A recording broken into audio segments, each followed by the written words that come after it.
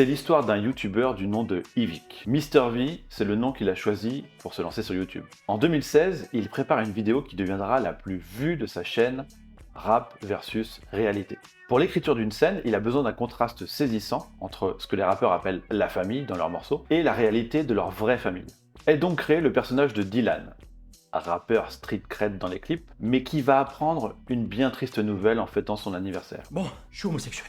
Ah. Et moi, j'ai créé une chaîne de gaming. Putain, non! J'ai déjà un compte sur Twitch. Ah, c'est dégueulasse. Voilà l'image qu'on avait de Twitch à ce moment-là. Cette scène est très représentative de la répulsion qu'on pouvait avoir pour Twitch, de la façon dont les utilisateurs étaient moqués, et même par une partie des gamers. Qu'est-ce que tu fais là? Bah je joue à Fortnite. Moi je t'ai demandé de me parler de ton métier.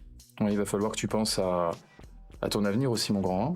Pourtant, en janvier 2023, soit 7 ans plus tard, MrV se lance finalement lui-même sur Twitch. Aujourd'hui, ok, on va sélectionner les modos de ma chaîne Twitch. Je sais pas faire. Vous allez m'apprendre, vous allez m'aider à devenir le streamer que je rêve tant de devenir depuis tant d'années. Aujourd'hui, la plateforme est devenue incontournable. Il fait partie des 11 millions de streamers qui ont tenté leur chance cette année. Cette arrivée massive s'explique par la présence de 31 millions d'utilisateurs qui viennent regarder chaque jour du contenu sur la plateforme. Et il n'est plus du tout question que de gaming. Twitch à la base c'est quand même une plateforme de divertissement de jeux vidéo et qu'aujourd'hui la plateforme est en train de s'ouvrir à autre chose, à des talk shows, à des analyses politiques, à des analyses d'actualité. Talk show de divertissement, politique, musique, création et des événements exclusifs. 1,1 million de spectateurs en direct pour le Eleven All-Star d'Amine Mathué, 1 million de spectateurs en direct pour le GP Explorer de Squeezie, The Event, Pixel War, etc. En plus du gaming, Twitch ne semble plus avoir de limite. C'est devenu aussi un endroit où les créateurs s'affranchissent de la parole médiatique classique et de l'encadrement institutionnel. Non, qui ferme sa. Je veux qu'on sache que depuis The Event, il y a quelques personnes qui le détestent. Cette histoire folle de la croissance de Twitch est étroitement liée à la croissance qu'elle a permise à ses créateurs. Ouais, et pour comprendre comment Twitch est devenu incontournable aujourd'hui, il faut d'abord zoomer à l'échelle d'une chaîne. Comprendre comment se crée une communauté, comment on l'engage et comment on maintient l'engagement. Comprendre aussi comment on fait de l'argent, quels sont les mécanismes business derrière pour les créateurs. En somme, il faut analyser le modèle de croissance d'une chaîne Twitch. Et ça tombe bien parce qu'on a travaillé avec Romain sur un modèle d'analyse pour écrire ce bouquin. Romain Saillant est mon co-auteur et aussi growth engineer dans le civil. Ingénieur de croissance, c'est quelqu'un avec un bagage technique de dev qui travaille à optimiser la croissance d'une. On voulait proposer avec ce livre une méthode universelle qui fonctionne pour n'importe quel type de business ou même de projet et donc aussi pour une chaîne Twitch. Une combinaison de plusieurs concepts growth marketing existants qu'on trouvait pertinents et d'autres qu'on a créés nous-mêmes au cours de nos différentes expériences. Cette analyse est donc l'occasion parfaite d'utiliser notre méthode comme outil de compréhension de la croissance d'une chaîne Twitch. Donc, si vous voulez vous lancer sur la plateforme ou faire exploser votre chaîne, prenez des notes, ça va être costaud. On a passé toutes les mécaniques de croissance au crible et ce qu'on a découvert nous a bluffé. On a même fini par percer le secret de Twitch. Ouais, une mécanique gross marketing inédite. La stratégie du doudou. Comment Twitch est devenu incontournable, on va tout vous dire, c'est parti.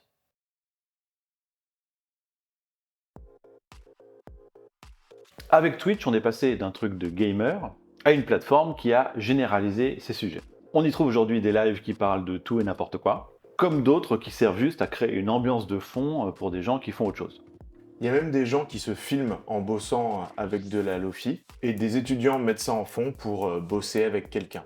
La segmentation des types de chaînes nous est fournie par Twitch eux-mêmes à travers ces catégories. Les jeux vidéo sont encore la plus grosse partie du streaming. Il y a des chaînes qui jouent qu'à un seul jeu tout le temps, et d'autres plus rares qui jouent à plusieurs jeux. Mais dans ce cas, l'intérêt pour l'audience doit se porter sur le personnage. Et ça, on en reparlera. IRL, c'est la catégorie montante depuis ces dernières années. Dans cette catégorie, on retrouve des gens qui parlent à leur communauté ou qui réactent à un sujet, qui regardent une vidéo, qui commandent des trucs. Il y a des talk shows, des événements. E-sport, c'est des jeux vidéo mais au niveau pro. Musique, c'est pour avoir une ambiance de fond. Et créatif, c'est pour voir des gens créer des choses, n'importe quoi. Ça peut même avoir une fonction démonstrative en fait. Mais le plus souvent, le format live très long relève plus de l'ambiance de fond ou d'un contenu qui joue sur la satisfaction du spectateur de voir la complétion d'une tâche. Et pour arriver à ça, aujourd'hui, Twitch a beaucoup évolué. Le marché de Twitch était très limité à une niche de gamers early adopters, comme on l'a vu, mais pas à tous les gamers. On peut parler de chasm, c'est-à-dire d'un gap entre le segment du marché qui a accroché au début et l'ensemble des gens qui jouent à des jeux vidéo. Ouais, et on en parle page 46 du bouquin. C'est un concept de Geoffrey Moore, Crossing the Chasm. Cela sous-entend qu'après avoir touché une petite portion du marché, et là en l'occurrence les gens qui aiment bien les nouveautés, vous pouvez avoir beaucoup plus de mal à passer à un marché plus large. Et planter la boîte quoi. La différence, c'est que si Twitch cherchait bien à cross the chasm, donc à franchir ce gap, pour choper tous les gamers, ils n'imaginaient pas ce qui allait leur arriver. Ouais, et ce qui s'est passé en fait, c'est qu'ils ont franchi un deuxième chasm, mais sans faire exprès. Quand leur outil a commencé à être utilisé par autre chose que le gaming, et finalement devenir mainstream. Voilà à quoi cela a ressemblé du coup l'adoption de Twitch. Une évolution du concept avec un double chasm quoi. Mais Twitch a d'abord résisté à cette adoption. Il y a pas mal d'exemples de chaînes qui se faisaient bannir à leur tout début, parce que Twitch refusait qu'on aborde des sujets qui soient trop éloignés de leur cœur de cible, et donc du jeu vidéo. C'est le cas de Jean Massier, qui commente l'Assemblée nationale par exemple. Il a même réussi à devenir à un moment le premier streamer monde lors de son live du vote de la motion de censure pour la réforme des retraites. Ça me fait penser à l'histoire de Flickr. Au départ, c'était une plateforme d'échange de photos de jeux vidéo. Et eux, en fait, ils faisaient la guerre aux échanges de photos de vacances des utilisateurs. Finalement, ils ont compris que c'était cet usage-là qui était désiré. Donc ils ont laissé faire et le succès qu'ils ont eu leur a permis de revendre la boîte 35 millions à Yahoo. Twitch a donc franchi sans faire exprès un deuxième gap pour arriver sur des usages vraiment mainstream qu'ils n'avaient pas envisagés et qui sont aujourd'hui l'avenir de la plateforme. Après, on va pas les présenter comme des nazes qui ont eu un gros coup de bol non plus. En vrai, ils ont fait exactement ce qu'il faut faire dans ces cas-là.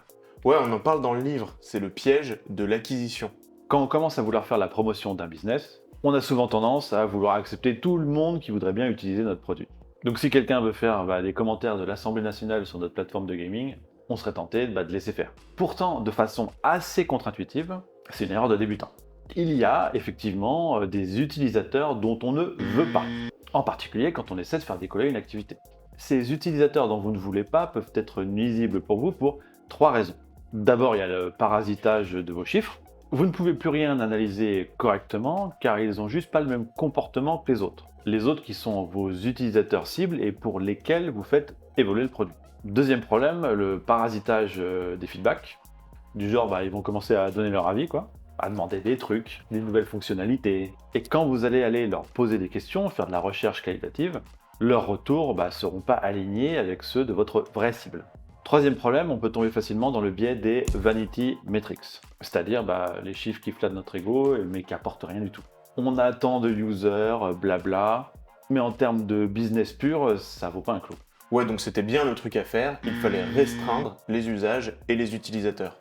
Bon, par contre, ils ont dû à un moment se rendre à l'évidence de ce qui se passait, et ils ont ouvert à d'autres segments, Mais alors on peut se poser la question, maintenant, qui regarde les contenus Twitch ? Alors d'abord, il y a des gens qui viennent pour un sujet précis, comme moi par exemple.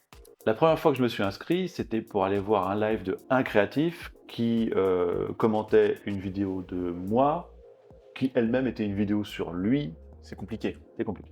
Twitch, ça encourage d'ailleurs beaucoup la culture du commentaire, et ça on en reparlera aussi. Ce genre de spectateurs occasionnels comme moi, s'ils ne passent pas à la phase de fidélisation, ils vont pas vraiment nous intéresser dans cette analyse. C'est plutôt les gens comme toi, Romain, qui sont pris dans la rétention d'une chaîne ou de plusieurs, qui vont nous intéresser. Je fais partie de ces viewers réguliers qui sont à 75% entre 16 et 34 ans, qui consomment ça surtout le soir, après le travail ou les cours, ou alors en parallèle d'une autre activité. Mais dans ce cas-là, il ne faut pas que le contenu de la chaîne ne nécessite une attention de chaque seconde. Maintenant, on va voir quels sont les mécanismes qui font qu'un utilisateur va accrocher ou non à une chaîne.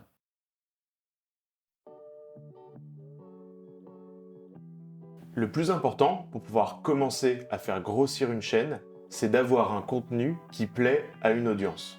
C'est ce qu'on appelle dans le monde des startups le product market fit, quand un produit rencontre son marché. Dans le cas d'un streamer Twitch, on pourrait dire que le produit, c'est la combinaison de 2 éléments principaux. Les types d'activités, React, cuisine, jeux vidéo, et dans ce cas, quel type de jeux vidéo? Et puis l'animation du streamer aussi. Si on joue à un jeu populaire chez des ados, mais qu'on l'anime de façon hyper monotone, on risque d'intéresser personne. Ouais, c'est ça. Un streamer qui anime bien et de façon adaptée à son activité aura plus de chances de créer une audience.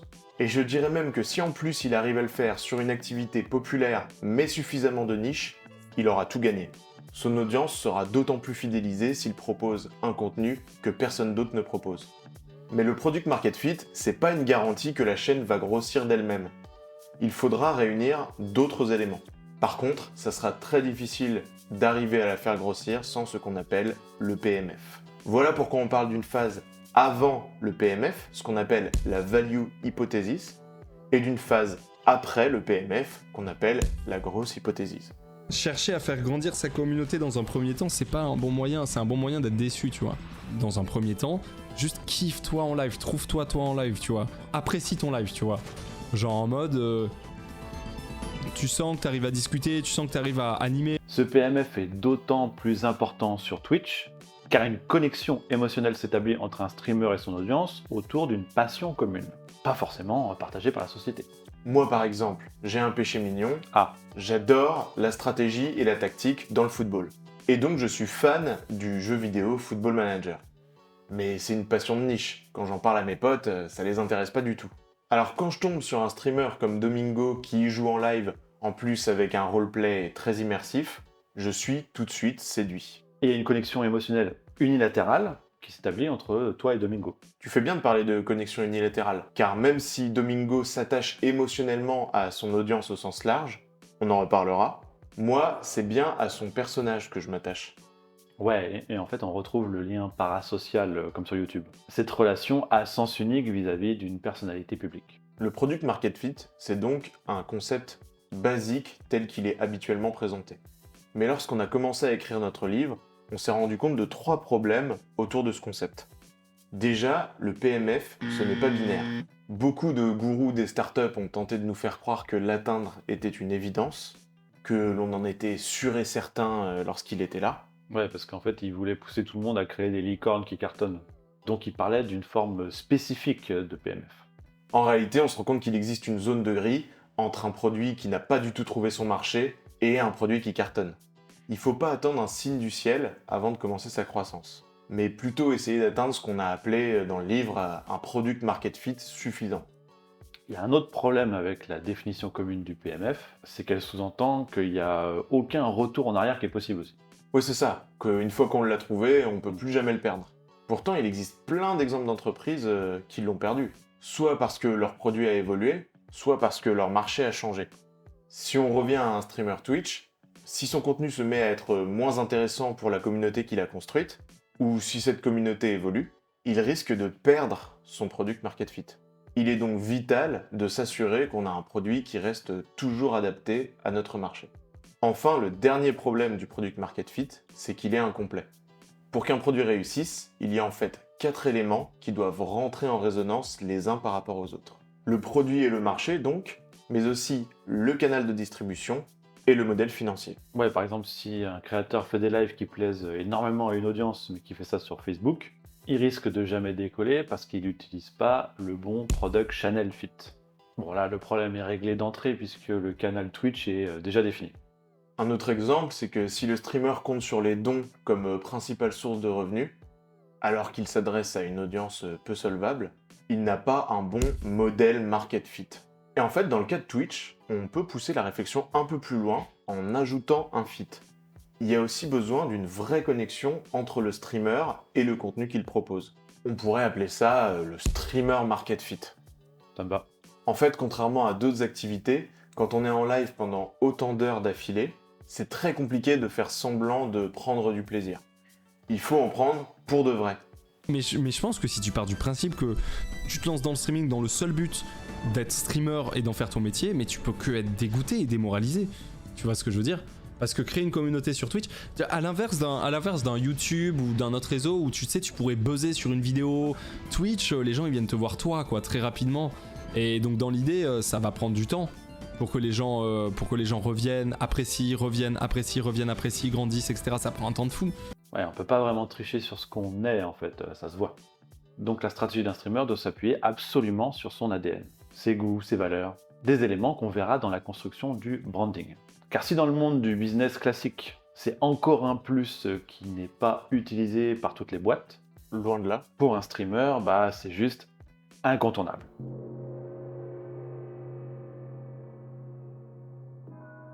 Voilà un concept dont personne ne parle, et pourtant, comme le PMF, c'est un élément à identifier et maîtriser, sinon vous n'avez aucune chance de faire grossir votre activité quelconque ou votre chaîne Twitch. C'est dans le chapitre 2 du livre et c'est la densité critique. C'est-à-dire le nombre de clients ou utilisateurs nécessaires pour qu'un seul client ou utilisateur profite pleinement de l'expérience proposée. Et c'est complètement indépendant de la qualité du produit en soi. On va prendre un exemple simple pour illustrer. Vous organisez une soirée avec un DJ excellent. Il y a des animations de fou, 40 serveurs, un cracheur de feu, etc. Si quand un client rentre dans la soirée, il y a 3 personnes, l'expérience proposée sera considérée comme nulle malgré tous les efforts. Contrairement au site Google par exemple, où si l'utilisateur est tout seul, son expérience reste la même. La densité critique de Google, c'est 1. J'ajouterais même que pour une soirée, il y a une double densité critique à gérer. C'est la balance homme-femme. Et ça, c'est le taf des physios. La densité critique, ça peut s'avérer parfois plus complexe, et c'est justement le cas sur Twitch. Sur la plateforme, c'est très relatif à la preuve sociale.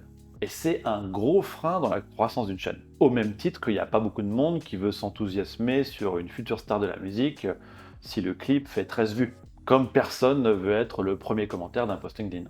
Ouais, la dynamique communautaire qui fait qu'on reste regarder un live, et surtout qu'on participe dans le chat, elle est très fragile. Ouais, et il y a en réalité sur Twitch, comme pour les soirées, une double densité critique. Et il faut la surveiller attentivement pour ne pas gâcher les chances d'accrocher un nouvel arrivant. C'est un équilibre très fragile. La première, c'est sur le nombre de viewers.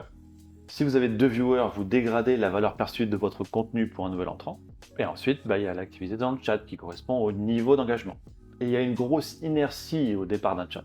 Une fois que c'est lancé, les frictions diminuent progressivement. Mais de la même façon, une activité trop faible dans le chat risquera de faire fuir les viewers. Pour vous donner une idée des chiffres dont on parle, voilà les catégories implicites que l'on peut trouver sur Twitch. Par exemple, pour un jeu comme le dernier Pokémon, pour des streams en français, on pourrait avoir ce genre de répartition au moment de sa sortie. On aura d'abord une star du stream, comme Ponce, ça c'est au moins 15 000 viewers en continu. Ensuite, 1 à 3 chaînes qui marchent bien, entre 150 et 500 viewers. Ensuite, 2 chaînes à 50 viewers, 5 chaînes à 25 viewers. Et puis, il y a le reste de l'armée des petites chaînes Twitch qu'on va appeler la jungle.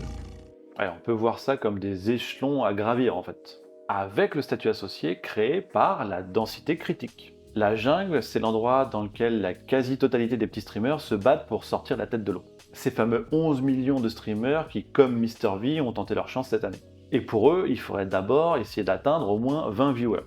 À partir de ce moment-là, on atteint la première densité critique. La preuve sociale est établie, s'il y a une vingtaine de personnes qui regardent, ça doit être bien. À 3-4, ça peut être juste les potes du streamer. À 20, il y a forcément des vrais spectateurs dans le tas. Aussi, normalement, si le streamer est suffisamment engageant, ça discute dans le chat. Et là, on atteint la deuxième densité critique. À 20 viewers et ça parle pas suffisamment dans le chat, vous mettez en péril leur rétention. Donc là, il faut revoir l'animation, c'est obligatoire. Si les deux conditions sont réunies, on se libère des frictions inconscientes dans l'adoption du produit par le marché. Et la plupart des streamers, ils sont bloqués à ce niveau-là en réalité. Une fois les frictions disparues, en plus du PMF, vous pouvez passer en phase de croissance.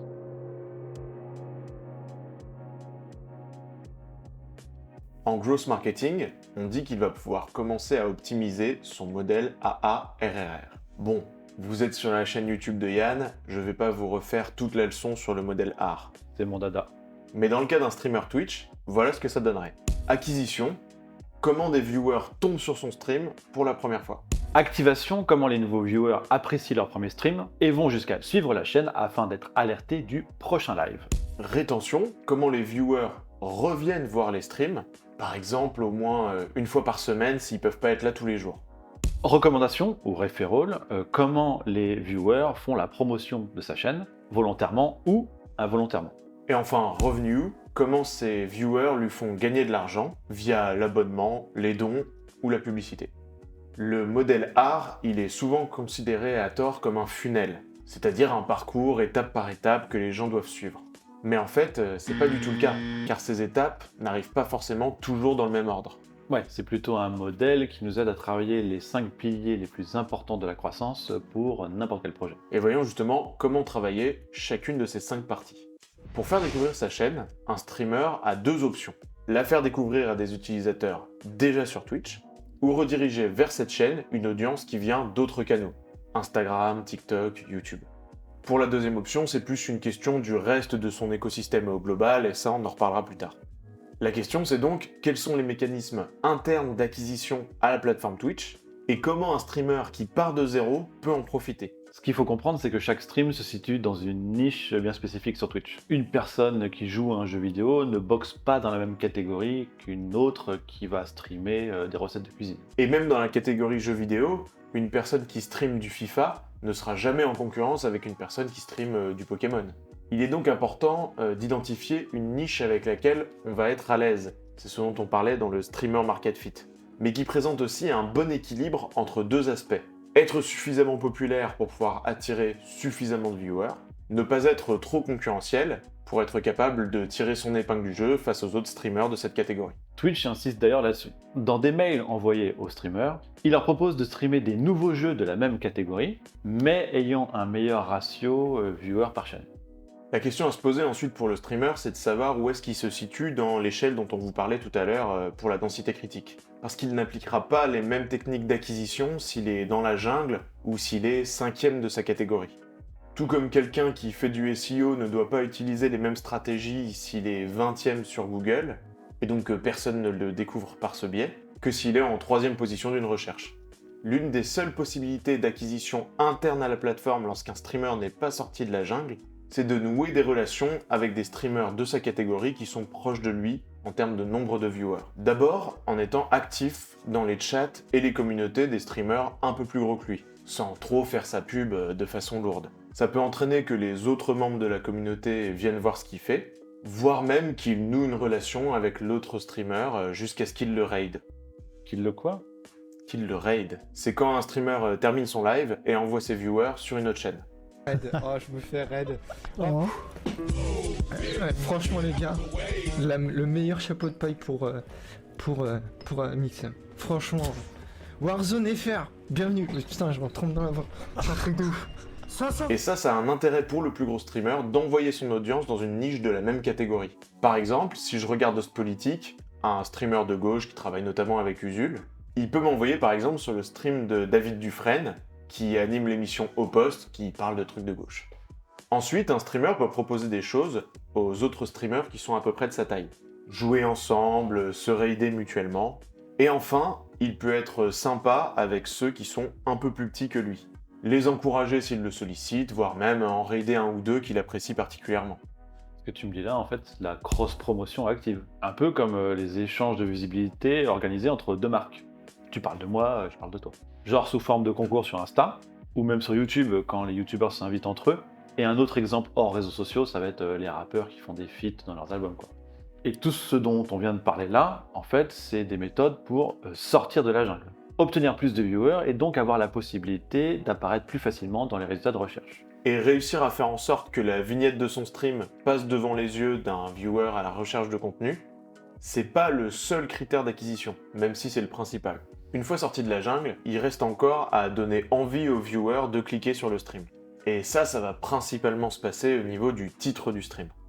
Un titre descriptif banal du type « Je joue à Football Manager » ne donnera à personne envie de cliquer. Par contre, à la manière des logiques de copywriting classiques en marketing, introduire du suspense et de l'enjeu fait toute la différence. Comme on le voit, toute cette activité se fait dans une niche pour garantir son efficacité. C'est pourquoi, quand on débute, il est plutôt recommandé de se concentrer sur une ou 2 niches principales.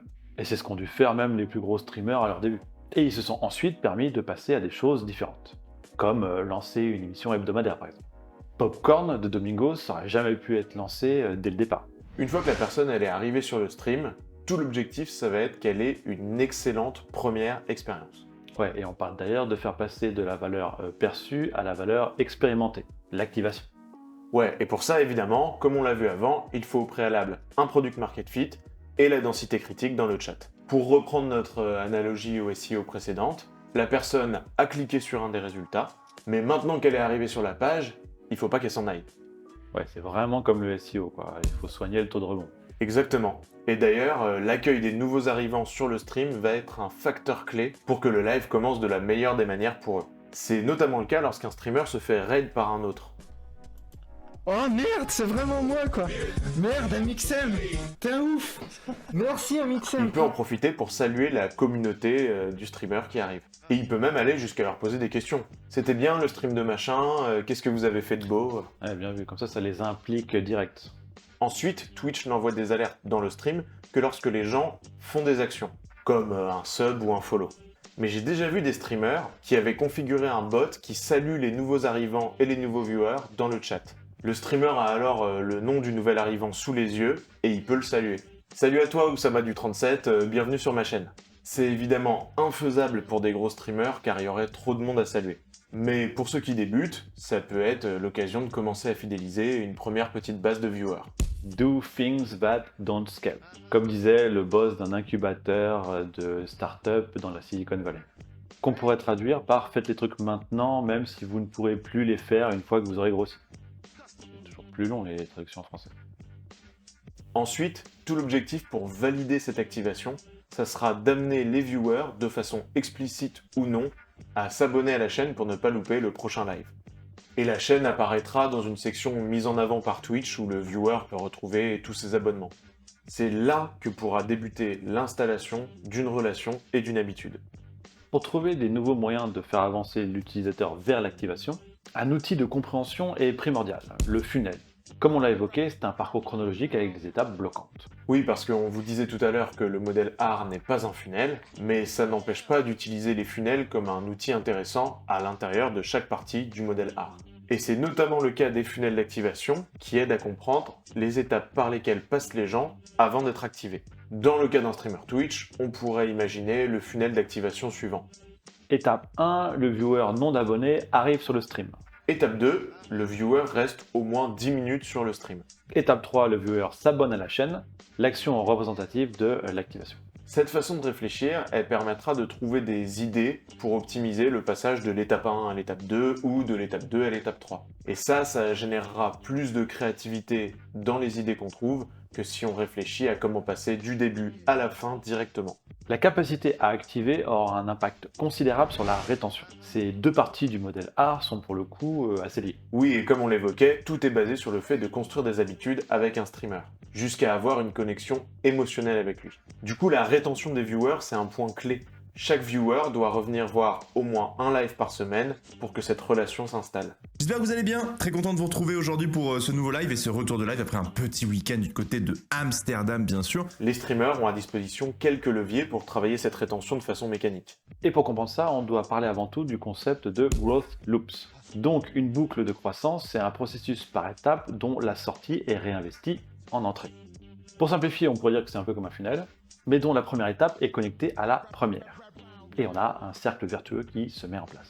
Comme pour les funnels, on peut utiliser cet outil dans différentes parties du modèle AR. Dans le cas de la rétention, on retrouve deux types de growth loops. Les boucles à déclencheur interne, qui sont basées sur des mécanismes psychologiques et se déclenchent suite à un besoin ressenti par l'utilisateur. On en parlera plus en détail par la suite. Et les boucles à déclencheur externe, qui se déclenchent sur des actions qui viennent du produit en lui-même. On en trouve une principale dans le cas de Twitch. La notification que reçoivent tous les utilisateurs qui suivent une chaîne lorsqu'un stream démarre. Surtout les utilisateurs qui recevront la notif, certains vont cliquer et aller regarder le live évidemment. Si le live leur plaît, ils auront une récompense immédiate qui viendra renforcer le déclencheur initial. Et la prochaine fois qu'ils recevront la notif, ils seront plus à même de cliquer dessus. Et cette notification, ça peut être l'occasion pour le streamer de créer de l'envie ou de placer de l'humour. Ça veut aussi dire que le streamer va se permettre de faire des private jokes à sa communauté dans ses titres de live. Et donc il va pas jouer sur un titre très accrocheur, voire putaclic. Il va privilégier la rétention à l'acquisition potentielle. Et ça, c'est la grosse différence avec le YouTube Game. Maintenant, on va parler du referral, c'est-à-dire l'action volontaire ou involontaire de la part d'un utilisateur de faire la promotion d'un produit. Et c'est important d'insister sur la notion de involontaire, car dans le cas de Twitch, une grosse partie du referral se fait sans même y prêter attention. Ouais, on en parlait dans l'acquisition. Tout le jeu d'une chaîne Twitch, ça va être de monter son nombre de viewers dans sa propre catégorie. Passer au-dessus de ceux qui font 25 viewers, puis 50 viewers, puis 100 viewers. Cela signifie qu'en tant que spectateur, regarder un stream revient en fait à mettre un vote qui va faire monter un peu plus haut dans l'échelle. Et ainsi attirer plus de viewers qui à leur tour feront remonter le stream. On voit ainsi se créer la mécanique d'une nouvelle growth loop. Mais cette fois-ci, c'est une boucle de referral qu'on appelle la boucle de viralité. Plus on a d'utilisateurs, on comprend donc l'importance de ce fonctionnement. Ouais, ce mécanisme, c'est le plus puissant, mais pas forcément le plus utilisable par les streamers. Ils peuvent pas vraiment agir dessus. Mais ils doivent absolument l'intégrer pour comprendre les mécanismes du modèle art et le fait qu'ils sont là pour jouer à un jeu long terme. Il reste un autre mécanisme, c'est les viewers qui font la promotion volontaire de leur streamer préféré. Soit en dehors de la plateforme, par ce qu'on appelle classiquement du bouche à oreille, soit à l'intérieur de Twitch, en faisant en sorte qu'un plus gros streamer vienne raid son streamer préféré.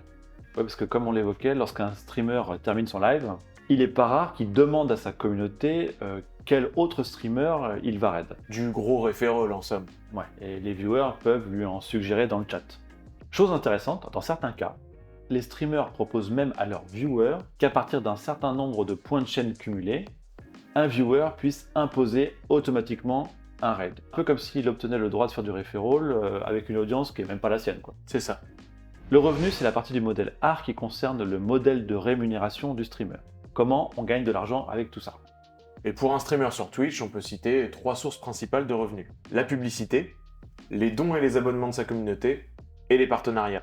Concernant la publicité, en dehors du fait de l'activer ou non, le streamer n'a pas beaucoup la main. Ce premier levier est donc très dépendant de son nombre de viewers, et donc de son acquisition et de sa rétention. Pour les dons et les abonnements, par contre, le streamer peut mettre en place des incitations ou des récompenses de statut pour les personnes qui s'abonnent à la chaîne. On reviendra sur les logiques de statut au sein de Twitch, mais ce qu'il faut comprendre ici, c'est l'intérêt que les viewers ont à ce que leur nom ou leur message soit cité à l'oral par le streamer.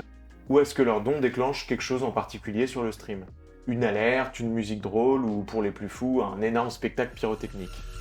Mais même si les streamers peuvent encourager leur communauté à donner par différents leviers, cette deuxième source de revenus reste très dépendante de Twitch, de son bon vouloir, quoi. Ouais, c'est ça. La plateforme, elle peut décider toute seule et sans concertation de baisser le prix des abonnements ou d'en prendre une plus grande part pour elle. Ça avait notamment été révélé par des gros streamers comme Zerator en septembre 2022, lorsque des annonces de Twitch leur laissaient présager d'une baisse de CA d'environ 20%. Ce qui nous amène donc au dernier levier, les partenariats et le sponsoring.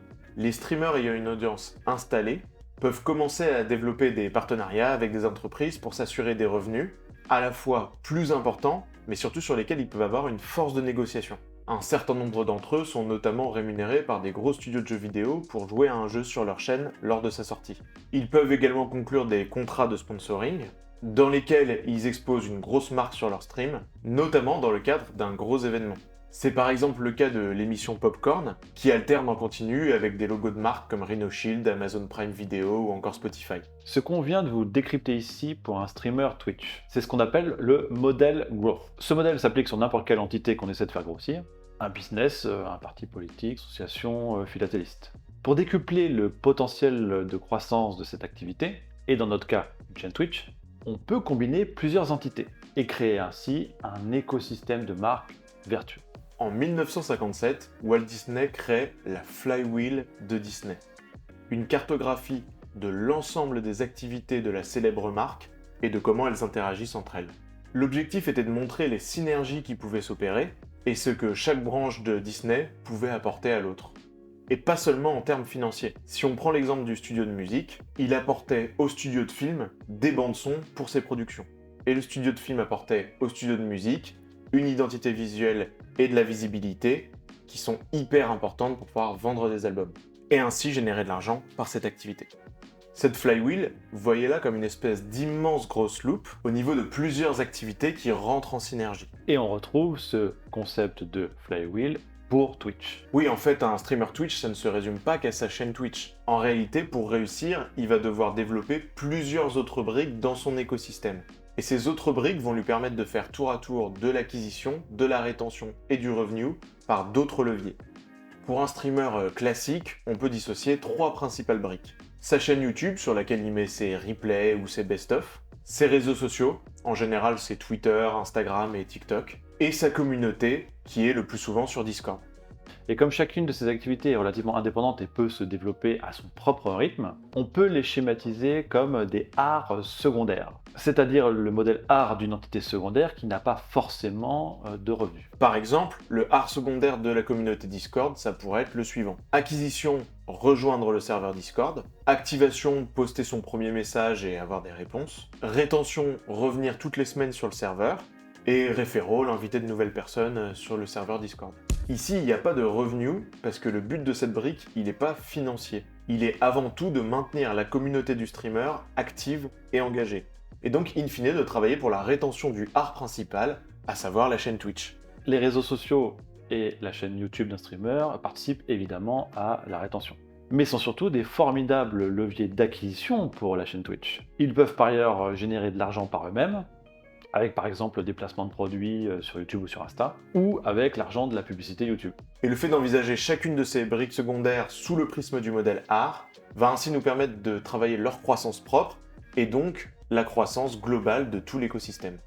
En mettant tout ce dont on a parlé bout à bout, on obtient le modèle growth global. Une cartographie complète des leviers de croissance qu'on peut avoir en lien avec une activité.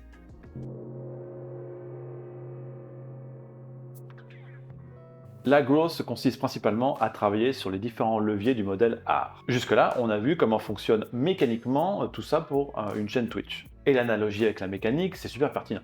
Parce qu'un moteur de croissance doit être d'abord bien structuré, les pièces doivent être bien assemblées pour que tout ça tourne correctement. Mais un moteur, pour fonctionner, pour accélérer, pour obtenir plus de croissance, il lui faut du carburant. Et ce carburant, c'est le degré de motivation de l'utilisateur, c'est-à-dire l'engagement. Les utilisateurs engagés reviendront plus rapidement, plus souvent, ou resteront plus longtemps dans votre écosystème. Votre taux de rétention sera donc supérieur. Si vous arrivez à créer de l'engagement avec votre proposition de valeur, votre audience cible sera plus sensible à votre produit, et ce, dès l'étape d'acquisition. Si vous arrivez à créer de l'engagement avec l'expérience, les utilisateurs feront naturellement plus d'efforts pour comprendre la valeur qu'ils délivrent. Donc le taux d'activation sera plus fort. Plus engagés, ils seront plus à même à en parler autour d'eux, d'aider volontairement à sa diffusion en la partageant, ou involontairement en réagissant plus fortement au contenu. Le referral sera donc plus important. Enfin, les utilisateurs seront plus à même d'y consacrer davantage de temps et d'argent, ce qui augmentera le revenu. En gros, l'engagement c'est un multiplicateur d'effets sur l'ensemble du modèle art. Et alors comment on engage les gens? Bonne question. Eh bien, ça passe par la psychologie humaine, et ça se fait de 2 façons. D'abord, il y a les astuces mécaniques, qui se basent juste sur des réflexes ancestraux qu'on a hérités de l'évolution humaine. Et puis, il y a l'engagement émotionnel. Mais commençons d'abord par les méthodes pour jouer mécaniquement avec le fonctionnement de notre cerveau. Alors ça paraît évident, mais créer un rendez-vous hebdomadaire, par exemple, est une méthode super efficace pour créer de l'engagement. Et cette technique, c'est la boucle d'habitude. Qui ressemble étrangement à une grosse loupe de rétention. Ouais, et c'est le genre de boucle en fait qui tourne naturellement dans notre cerveau. Juste parce que les habitudes lui permettent d'économiser de l'énergie. Un signal déclenche une action, qui, associée à une récompense, vient renforcer l'habitude dans le temps. Ça marche comme ça pour les fumeurs dont la fin de repas déclenche l'envie de fumer une cigarette. Ça marche aussi comme ça quand vous vous préparez machinalement le matin, après le brossage de dents et les chaussures, etc. Et là c'est pareil, vous savez que le mardi soir, c'est entraînement de basket, ou c'est popcorn avec Domingo. Donc plus vous assisterez au live, plus tous les signaux liés à la temporalité du mardi soir viendront vous maintenir engagé de plus en plus avec ce rendez-vous. Aussi, cela permet de capitaliser sur de l'affect déjà construit. Les viewers savent exactement à quoi s'attendre. Les habitudes deviennent des rituels. Et le rituel, c'est un vecteur d'engagement et un créateur de repères.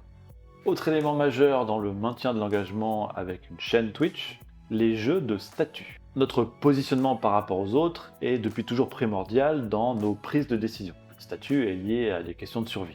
Le fait d'être sub, par exemple, ça donne accès à des choses exclusives. Des emotes particulières, c'est le nom des emojis sur Twitch, l'accès au chat lorsqu'il est en mode sub only, des badges et donc plus de chances que le streamer vous réponde, etc.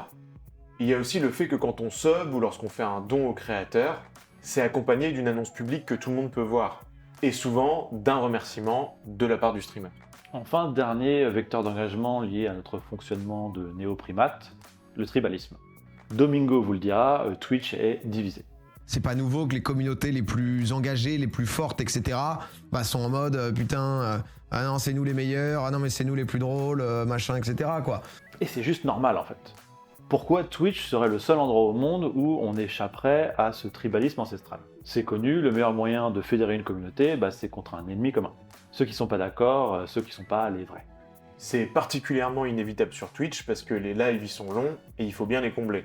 Donc certaines catégories sont beaucoup plus touchées que d'autres. Même les gamers finissent au fil des heures par laisser transparaître leurs avis sur plein de sujets. Leur idéologie, leurs valeurs. Et l'adhésion avec ces éléments aide aux streamers market fit comme on l'a vu tout à l'heure. Mais ça crée aussi naturellement une opposition avec les gens qui voient les choses de façon différente. Ou même qui sont juste différents. On se définit autant par ce que l'on est que par ce qu'on n'est pas. Et d'ailleurs dans la catégorie IRL, c'est open bar. Vu qu'on assiste à des discussions entre des gens qui sont déjà d'accord, qui ont la même culture ou la même grille idéologique de la société. Et on retrouve dans cette catégorie un format qui fait fureur, le commentaire de contenu. Le commentaire de vidéos, d'articles, d'événements d'actualité.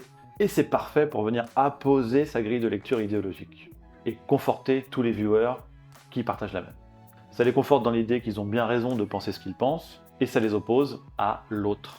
Et ce tribalisme est aussi alimenté par le fait que le principal art secondaire de tout streamer est Twitter. Et j'ai déjà parlé de Twitter dans ma vidéo sur Jean-Luc Mélenchon, le lien est en com.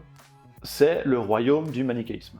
De la punchline humiliante pour attaquer le camp adverse, et des jeux de statut, en particulier dominance et vertu. Ce qui se passe sur Twitter entre deux lives vient bien souvent alimenter la radicalité du tribalisme sur Twitch. Et certains streamers essaient de lutter contre le fait que les communautés s'opposent, comme Billy et Amine ont pu tenter de le faire récemment, mais ça n'empêche que même s'ils sont pas entièrement d'accord avec ces guerres de clans, elles les servent malgré tout à avoir une communauté plus engagée. Et d'ailleurs, ce qui peut les gêner dans un cas, principalement lorsqu'il s'agit d'autres streamers français, les gêne beaucoup moins dans d'autres. Est-ce que Amine aurait réussi à remplir un stade de foot entier sans la relation d'opposition qu'il a bâtie face au streamer eBay et à l'ensemble des streamers espagnols en général? L'autre façon d'obtenir de l'engagement, c'est de toucher aux émotions.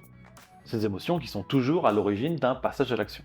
Car notre cerveau cherche à justifier l'émotion a posteriori par des arguments logiques et raisonnables. Et le premier moyen de toucher aux émotions, c'est le branding. Autrement dit, la perception que l'on a d'une marque. Tout ce qui n'est pas dit explicitement, mais qui vient faire des associations d'idées dans la tête de l'audience. Du genre Rolex c'est la réussite sociale, Harley Davidson c'est pour les rebelles. Ou Sardoche c'est le tryhard, le dépassement de soi jusqu'à l'extrême. Ouais, et ces associations d'idées, elles peuvent être déjà existantes dans le cerveau de l'audience, et auquel cas on les utilise. Ou alors un créateur peut décider d'essayer de les construire dans le temps. Le branding peut s'exprimer de plein de façons différentes sur le fond comme sur la forme. Sur le fond, bien souvent ça se passe avec la mission de marque. Pour construire ça, on détaille en page 218 la méthode du Golden Circle de Simon Sinek. L'idée est de proposer l'arc narratif du streamer à l'audience pour qu'elle y adhère. Cette méthode préconise de commencer par le why, le pourquoi. Il est beaucoup plus simple de commencer par expliquer pourquoi on fait les choses, qu'est-ce qui nous anime, quels sont nos objectifs, pour susciter l'envie de suivre l'histoire.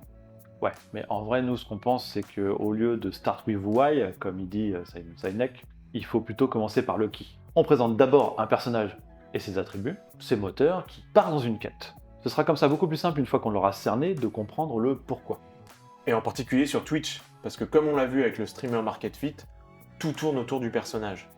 Le storytelling que le streamer va construire au fur et à mesure de ses rendez-vous va donner envie de le suivre encore plus.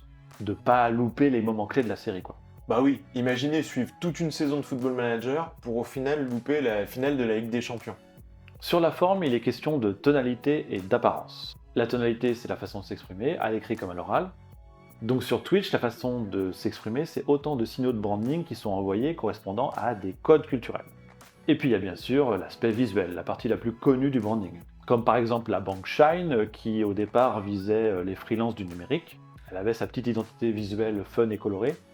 Ils ont changé complètement de délire quand il a fallu s'adresser à des PME. Sur Twitch, ça donne par exemple le nouveau décor de Rivenzi, un décor assez vintage, qui montre notamment ses passions pour le sport et l'histoire. Et on peut aussi, dans la forme, créer ce qu'on appelle des brand assets, des éléments représentatifs de la marque. Ça peut être des slogans, des jingles comme celui de la SNCF, des mascottes comme celui de la caisse d'épargne, et des éléments de langage reconnaissables. Ouais, c'est notamment le cas des streamers qui donnent un petit nom à leur communauté qui doit rester en cohérence avec le reste du branding. La commu de Ponce s'appelle Les Fleurs et il dégage quelque chose de très calme et bienveillant. Celle de Rivenzi s'appelle Les Cerveaux, symbolisant une ambiance à mi-chemin entre le côté rigolade et sport, et passion pour des sujets plus approfondis comme l'histoire.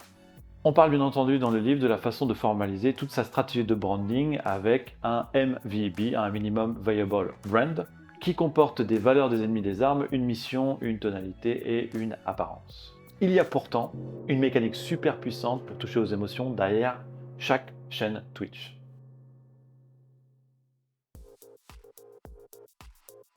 On a appelé ça la stratégie du doudou. On parle bien des doudous pour les gamins. Ce refuge émotionnel dont les enfants ont besoin pour affronter la dureté de la vie. Et le premier élément de cette stratégie du doudou est le biais de confirmation, c'est-à-dire la tendance instinctive de l'esprit humain à rechercher en priorité les éléments qui viennent confirmer sa manière de penser, et à négliger tout ce qui pourrait la remettre en cause. Tous les streamers qui passent volontairement ou non leur contenu au tamis de leur grille idéologique créent un cocon d'entre-soi idéologique et culturel. Une sorte de safe place émotionnel, où on est sûr de croiser que des gens d'accord avec nous, et où un maître de cérémonie organise le renforcement collectif des croyances communes. On nage donc en plein biais de confirmation géant, associé à la preuve sociale du groupe qui donne l'impression d'avoir raison. Au cas où on n'a rien doute. Le plus caricatural, c'est les streamers qui commentent l'actualité, ou qui commentent les contenus d'autres créateurs. Remarque, c'est pratique, source de contenu infini. Et succès garanti. Les viewers n'auront même plus besoin de suivre l'actualité, ou de consommer d'autres contenus, ils n'auront qu'à profiter de la curation et du filtre rassurant de leur streamer préféré. L'analyse est fournie avec, quelques ajustements légers et surtout beaucoup de validation dans le chat, et le viewer se retrouve dans une réflexion pré-mâchée, qui correspond parfaitement à l'idéologie qu'il avait déjà. C'est rassurant, c'est doudou la vie comme ça. Et c'est pour ça que Antoine Daniel parle de la bienveillance de Twitch, raison qui l'a poussé à quitter YouTube et à s'installer définitivement sur la plateforme. C'est sûr que dans un live avec exclusivement sa communauté et de la modération, on risque de croiser que des gens bienveillants. Contrairement à Twitter où tout le monde peut venir commenter un tweet. Et d'ailleurs, la plupart des gros dramas de Twitch sont en réalité des dramas de Twitter. Si on s'intéresse par exemple au cas de Inoxtag et Ultia au The Event 2021. Si on ne regarde à aucun moment Twitter, le sujet n'est pas si gros. Ultia a signalé un problème qui la dérangeait, les gens présents sur place l'ont écouté, et Inoxtag lui-même est venu s'excuser en live devant elle et sa communauté. Ce qui dérape derrière, c'est la confrontation des deux communautés au seul endroit où elles peuvent se croiser, Twitter. Et ça prouve juste que Twitch, par design, favorise l'entre-soi doudou. Et je crois bien que ça en fait, pour les chaînes, en fait, un levier de rétention majeur. Mais cette stratégie du doudou, c'est aussi d'autres éléments. On retrouve notamment l'aspect émotionnel de la présence.